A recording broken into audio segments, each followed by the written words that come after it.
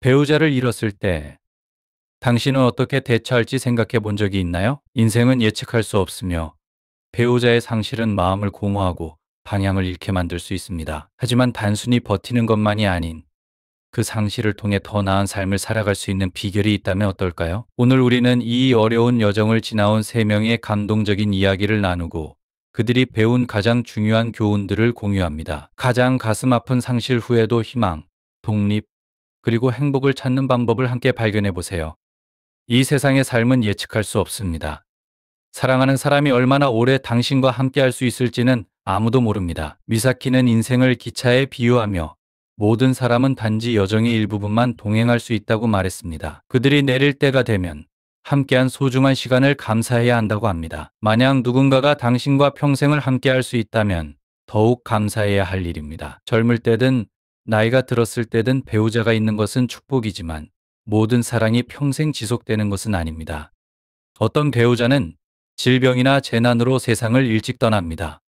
배우자가 떠나면 집은 공허해지고 삶은 마치 지지대를 잃은 것처럼 느껴집니다. 그러나 아무리 슬프고 고통스러워도 시간은 누구도 기다려주지 않으며 떠난 사람은 돌아오지 않습니다. 배우자가 사망하면 자신의 삶을 잘 살아가면서 스스로를 치유해야 합니다. 세 명의 경험자는 중년 및 노년 친구들에게 배우자가 먼저 떠날 경우 남은 삶을 평온하고 행복하게 살기 위해 반드시 피해야 할 세 가지를 공유합니다. 이를 지키면 노년의 삶이 편안하고 즐거워질 것입니다.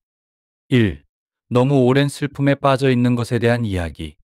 평생을 함께해온 소중한 사람을 잃는다면 그 공허함은 상상하기 어렵습니다. 기억들은 위안이 되기도 하지만 깊은 슬픔을 안겨줄 수도 있습니다. 칼리스타의 이야기는 마음 아픔과 회복의 여정을 담고 있습니다. 67세의 나이에 남편을 잃은 그녀는 인생의 큰 갈림길에 서게 됩니다. 사랑하는 사람이 사라진 후에도 어떻게 계속 살아갈 수 있을까요? 칼리스타의 절망에서 새로운 인생의 목적을 찾기까지의 여정은 인간의 강인함을 잘 보여줍니다. 이 이야기는 단순한 슬픔의 이야기가 아니라 희망을 다시 찾아내고 새로운 삶을 배워가는 과정을 담고 있습니다. 가장 어두운 시간 속에서도 빛과 의미를 발견하는 방법을 그녀의 감동적인 이야기와 함께 나누고자 합니다.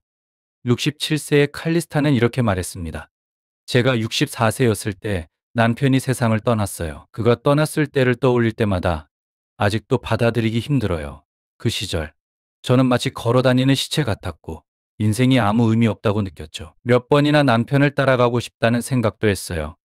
밤마다 잠을 이루지 못하고 자주 울면서 잠에 들었죠. 넓은 침대에 혼자 누워있으면 그 슬픔은 피할 수 없는 감정이었어요. 하지만 우리가 함께 찍은 사진을 보면 그 행복했던 미소를 보면서 조금만 더 버텨야겠다는 생각이 들었어요. 남편은 제가 이렇게 살기를 원치 않았을 거예요.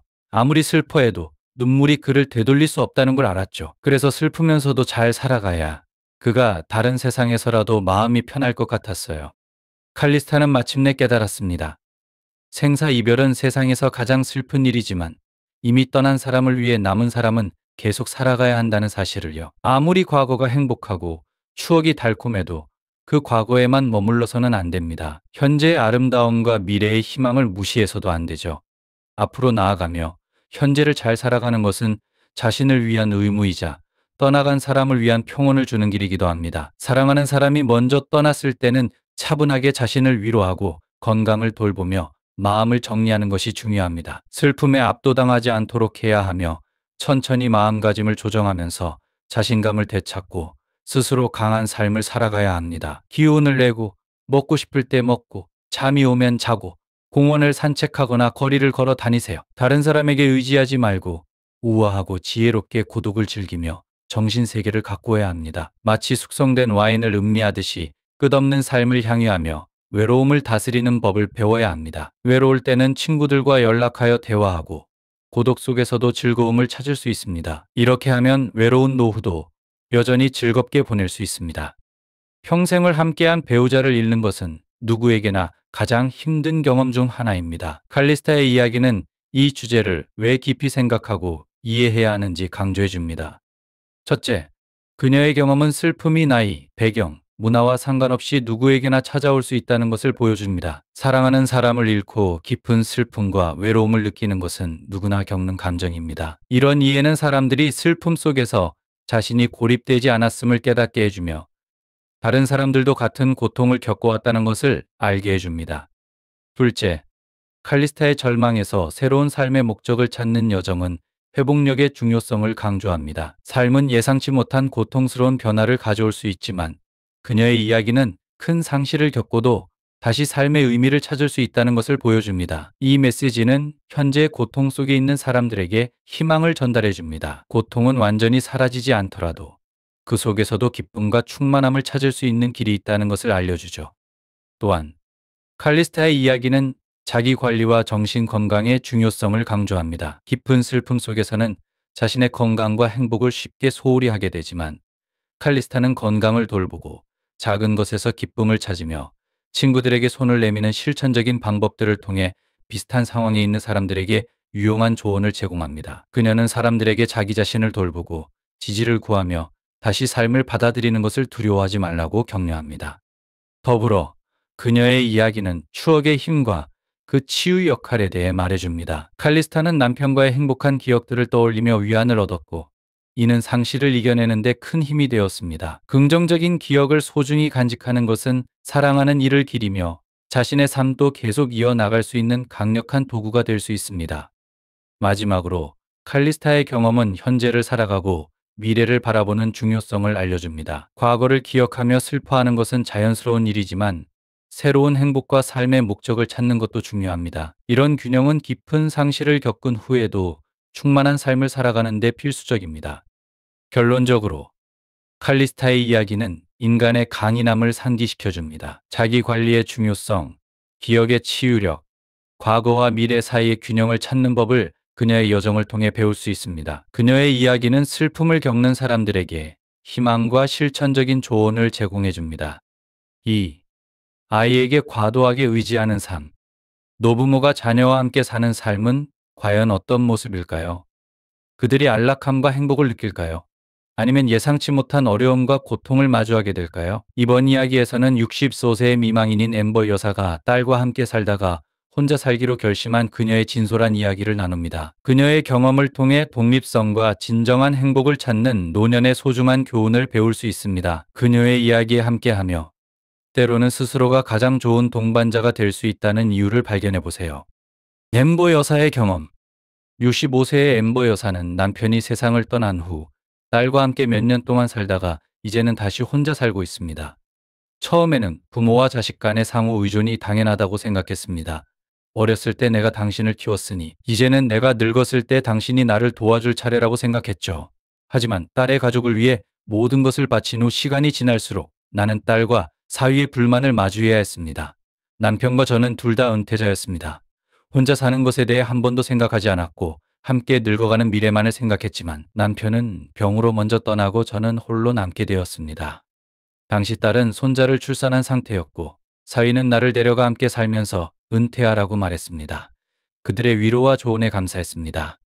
손자를 보면서 남편의 환생이라고 생각하며 모든 시간과 에너지를 그에게 쏟았습니다. 처음에는 딸과 사위가 생활비로 약간의 돈을 주었지만 나중에는 내 연금이 있으니 더 이상 주지 않게 되었습니다. 시간이 지나면서 손자가 자라자 내 연금은 가족 넷을 부양하기에 충분하지 않았습니다. 이 문제를 딸에게 여러 차례 이야기했지만 딸은 매번 성가셔하며 때때로 조금의 돈을 주기도 했지만 대부분은 모른 척했습니다. 노인들은 말을 많이 하고 함께 살면 갈등이 생기기 마련이죠. 가끔은 딸이 알뜰하게 살 줄 모른다고 비난하지 않을 수 없었습니다. 딸은 온라인 쇼핑을 매일 하면서 비상금을 마련하지 않았거든요. 손자의 교육 문제에 대해서도 딸과 사위는 자연스럽게 키우고 싶어 했지만 나는 아이들은 어릴 때부터 규율을 가르쳐야 한다고 믿었습니다. 시간이 지남에 따라 우리 사이에는 거리가 생겼고 그들은 나에게 점점 예의 없이 말하게 되었습니다. 결국 나는 딸의 집에서 벗어나 혼자 살기로 결심했습니다. 내가 집으로 돌아가겠다고 제안했을 때 그들은 나를 그리워할 것이라고 말했지만 속으로는 기뻐하며 안도하는 모습이었습니다. 나는 그저 그들에게 부담이었던 것 같습니다.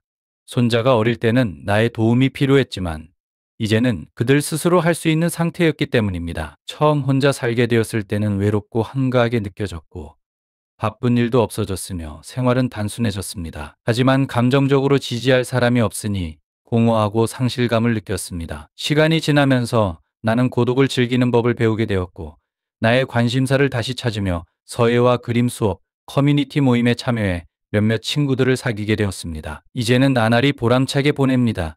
돈, 여유, 자유로운 삶이 내가 오랫동안 갈망해 온 이상적인 삶이라는 것을 깨달았습니다. 남편이 세상을 떠난 후에야 비로소 내가 꿈꿔왔던 은퇴 생활을 시작하게 되었습니다. 엠버 여사의 이야기는 노년에 있어 독립과 자립의 중요성을 일깨워줍니다. 기대 수명이 길어짐에 따라 많은 이들이 배우자가 사망한 후 홀로 사는 도전에 직면하게 됩니다. 자녀와 함께 사는 것이 이상적으로 보일 수 있지만 이러한 방식은 종종 예상치 못한 어려움과 마주하게 됩니다. 엠버 여사의 경험은 노인들에게 독립을 유지하는 것이 왜 중요한지를 명확히 보여줍니다. 첫째, 자녀와 함께 사는 것은 세대 차이로 인한 갈등을 초래할 수 있습니다. 엠버 여사의 이야기는 돈, 자녀 양육, 일상 습관에 대한 상이한 견해가 어떻게 갈등을 일으킬 수 있는지를 보여줍니다. 이는 단순한 문화적 문제가 아니라 보편적인 문제로 가족 간의 독립성에 대한 욕구와 가족의 지원 필요성이 충돌하는 현상입니다. 둘째, 짐이 된다는 감정은 감정적으로 큰 부담이 될 수 있습니다. 엠버 여사는 자신의 딸 가족에게 헌신한 후 점점 인정받지 못하고 심지어 원망받는 느낌을 받았습니다. 이러한 감정적인 부담은 노부모들에게 무력감과 우울감을 초래할 수 있습니다. 셋째, 개인적인 성취감과 만족감은 행복하고 건강한 은퇴 생활의 필수 요소입니다. 엠버 여사는 결국 고독 속에서 기쁨을 발견하고 취미를 재발견하며 새로운 친구들을 사귀었습니다. 이는 개인적인 관심사를 추구하고 사회적으로 활동하는 것이 노년의 삶을 충만하게 만드는 중요한 요소임을 강조합니다. 결론적으로 자녀와 함께 사는 것이 실용적인 해결책처럼 보일 수 있지만 엠버 여사의 이야기는 독립이 더 큰 행복과 만족으로 이어질 수 있음을 보여줍니다. 3. 새로운 파트너를 찾거나 재혼을 급하게 결정하는 것. 나이가 들어 새로운 파트너를 찾거나 재혼을 고려하고 계신가요?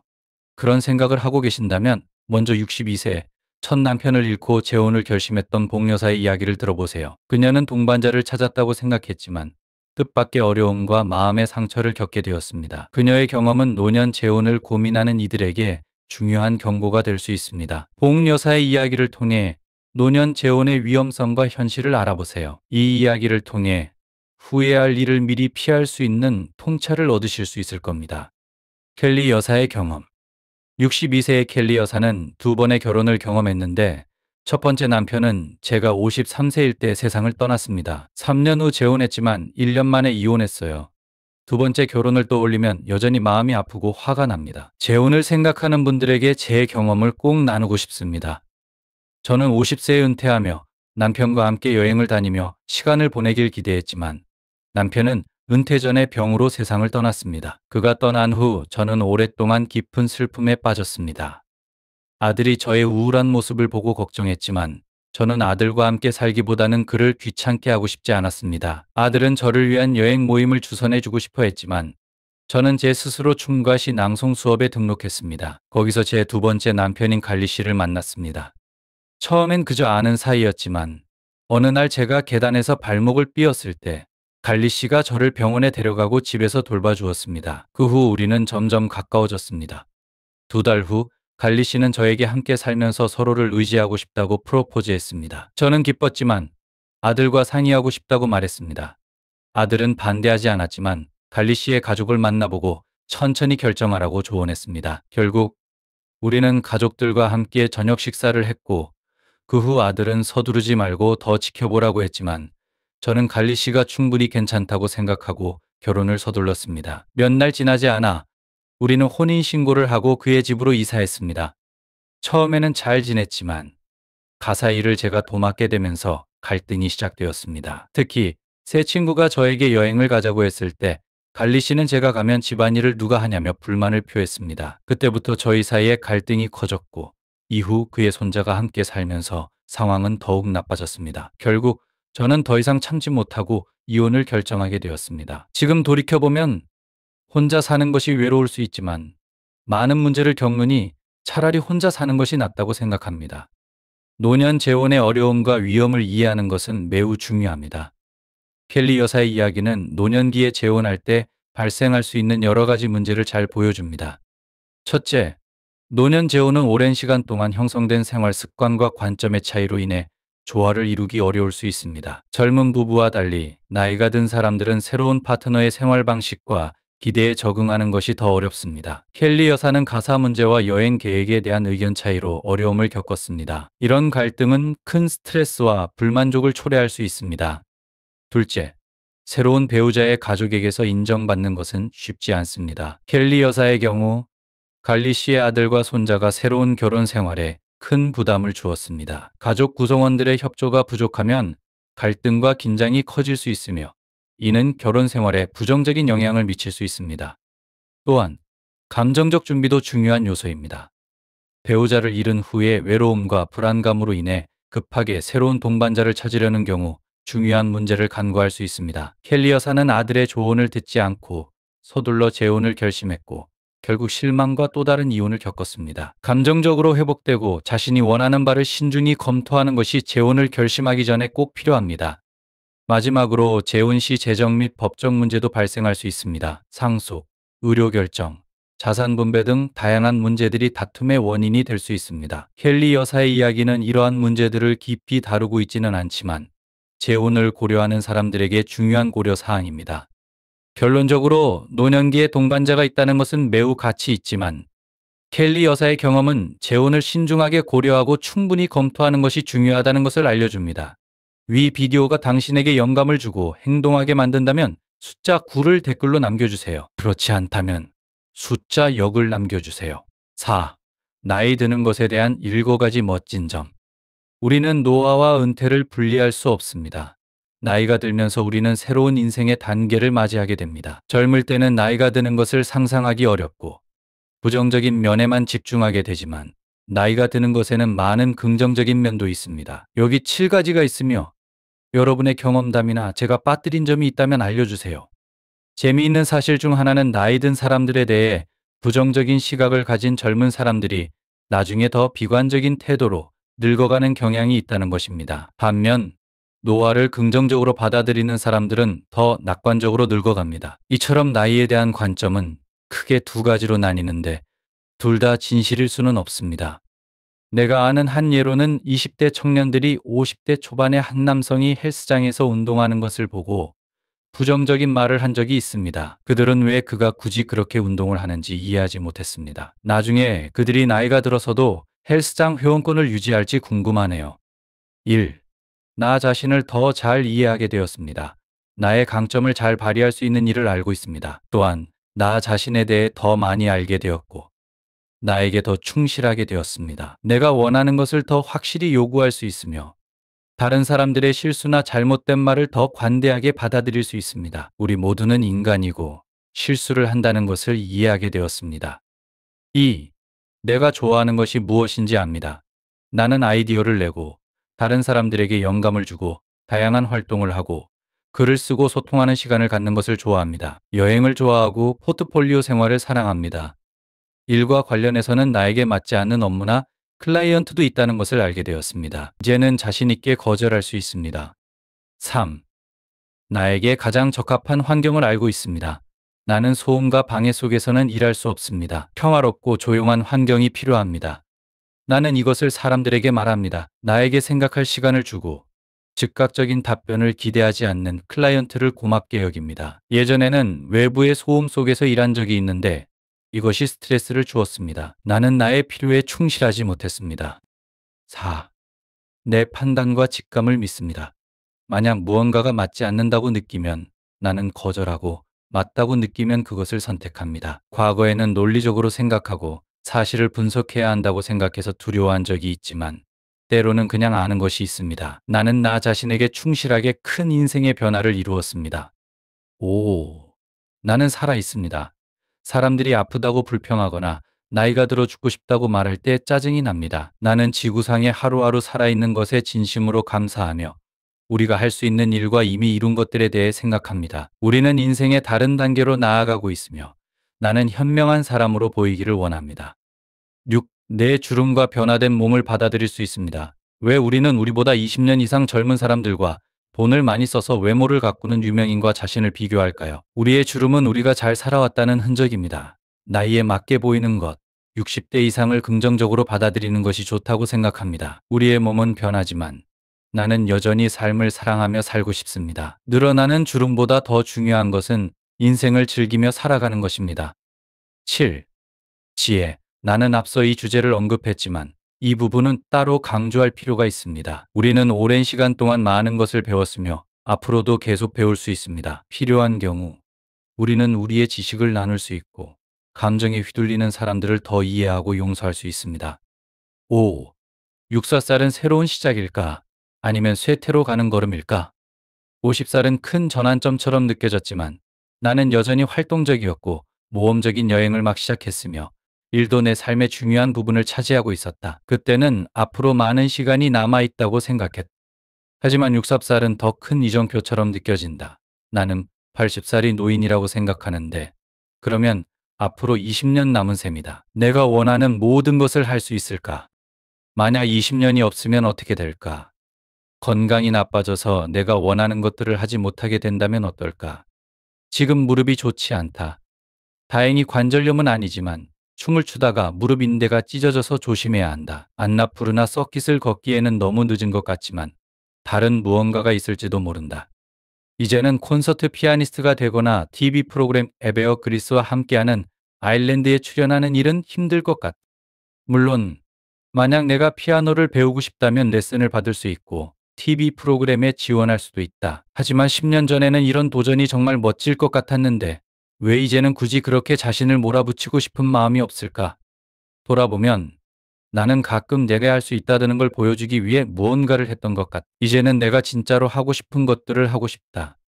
지금은 내 자신에게 더 충실할 수 있는 시기다. 내 체력이 예전 같지 않고 헬스장에서 허리와 무릎을 조심해야 하지만 20kg의 캐틀벨을 들어 올리고 양손에 8킥씩 들고 이두근 운동을 할 수 있다. 1분 동안 플랭크를 3번 할 수 있다. 이 정도면 많은 사람들보다 나은 것이고 나에게는 이게 중요하다. 나는 내 체력을 유지하는 것이 중요하다고 생각한다.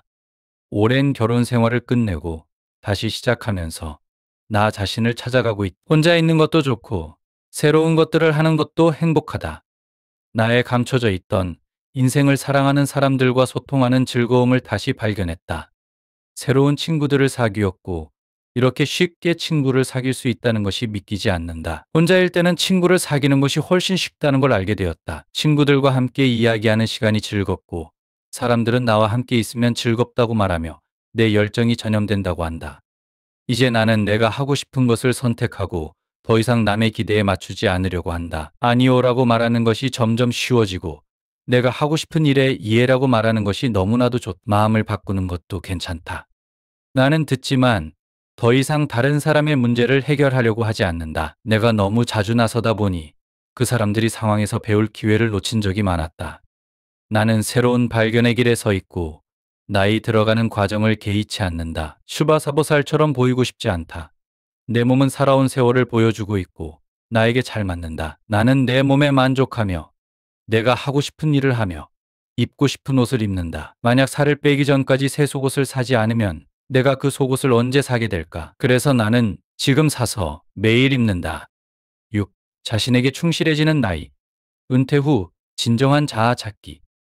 이제 인생에서 은퇴를 생각하는 이 시기는 우리가 가면을 벗고 진정한 자아를 드러낼 수 있는 시간입니다. 만약 그렇게 하지 않는다면 우리는 계속해서 다른 사람에게 맞추려고 할까요? 그렇게 한다면 우리에게 어떤 대가가 따를까요? 나이가 들면서 좋은 점 중 하나는 내가 내 마음을 잘 안다는 것입니다. 앞으로의 삶은 불확실하고 더 이상 내가 참지 않아야 할 것들은 이제 참지 않습니다. 그리고 많은 것들을 내려놓기 시작했습니다. 젊었을 때는 상사에게 맞추기 위해 나 자신을 바꾸었고 외향적이고 적극적인 사람처럼 행동하며 더 많은 일을 받아들이고 늦게까지 일했으며 직업을 최우선으로 생각했습니다. 그때는 경력에 집중하고 더 발전하기를 원했기 때문이었죠. 아이를 낳고 3개월 이내에 직장에 복귀하지 않으면 출산 휴가 중에도 일을 하지 않으면 경력이 추락할 것이라고 생각했었습니다. 그때는 1985년이었습니다. 하지만 돌이켜보면 모든 것이 잘 될 수 있었을 것입니다. 항상 다른 승진 기회가 있었고 다른 기회도 많았습니다. 그리고 중요한 것은 지혜입니다. 나이가 들면서 얻게 되는 혜택 중 하나는 행동을 장기적인 관점에서 볼 수 있다는 것입니다. 이제는 인생의 여러 측면에서 내가 원하는 대로 할 것입니다. 아무도 보지 않는 것처럼 춤을 추겠지만 사실 모두 휴대폰을 보고 있을 거죠. 아무도 같이 가고 싶어 하지 않더라도 나 혼자서 행사에 가고 낯선 사람들에게 말을 걸고 질문도 할 것입니다. 내 권리를 위해 일어설 것이고 부드럽지만 영향력 있는 방식으로 불만을 제기할 것입니다. 우리 모두 이런 일을 하나요?